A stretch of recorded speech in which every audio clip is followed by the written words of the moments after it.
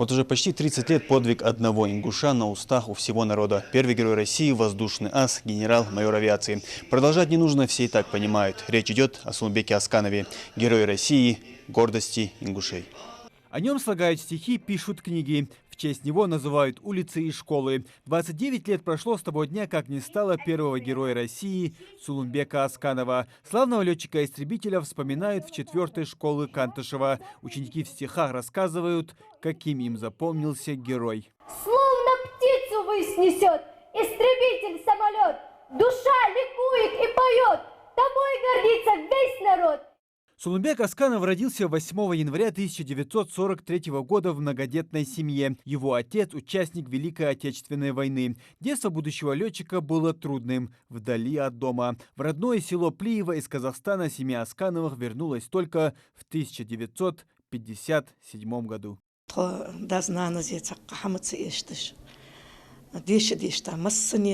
Высшее образование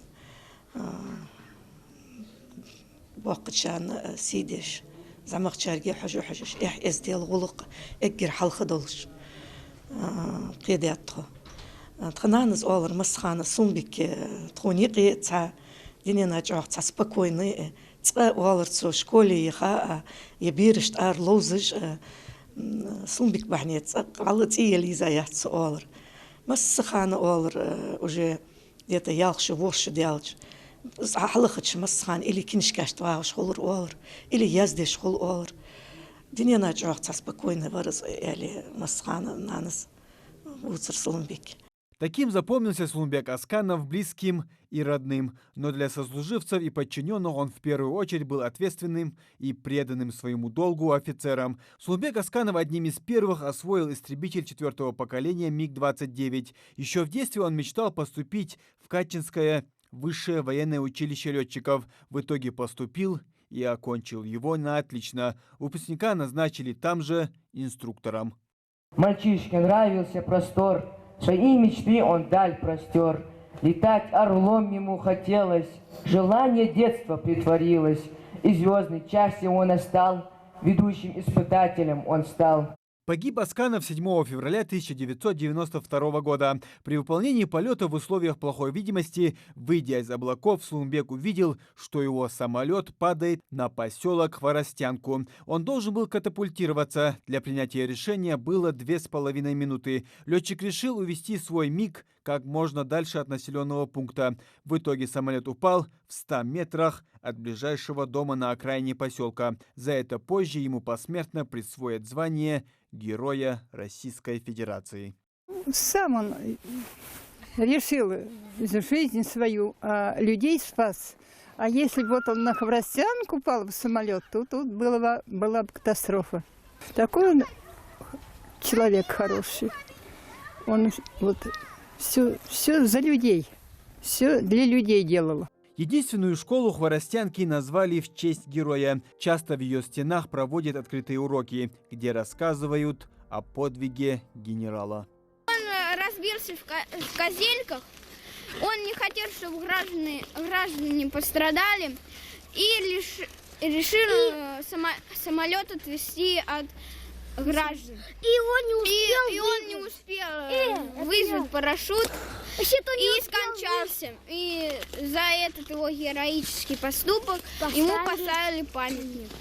А вот там еще, где Козельки, там моя мама работает, и вот там памятник новый делают, и он будет 7-метровый вверх в высоту, а в длину 4-метровый. Он пытался отвести самолет от граждан и не успел сам спастись, но зато спас всех граждан. Если бы не он, мы бы сейчас не были на этом свете.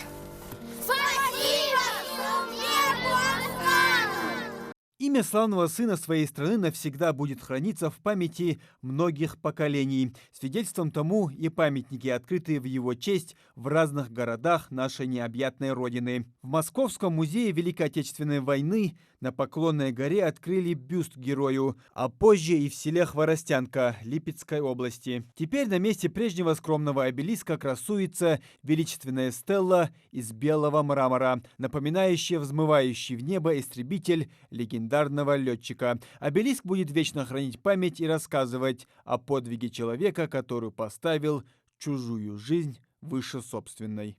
Я с таким воодушевлением смотрел на него, действительно гордился, потому что этот человек действительно добился своим трудом огромных высот в жизни, несмотря на все трудности, которые у него были в жизни, сам добивался и сам себе прокладывал дорогу.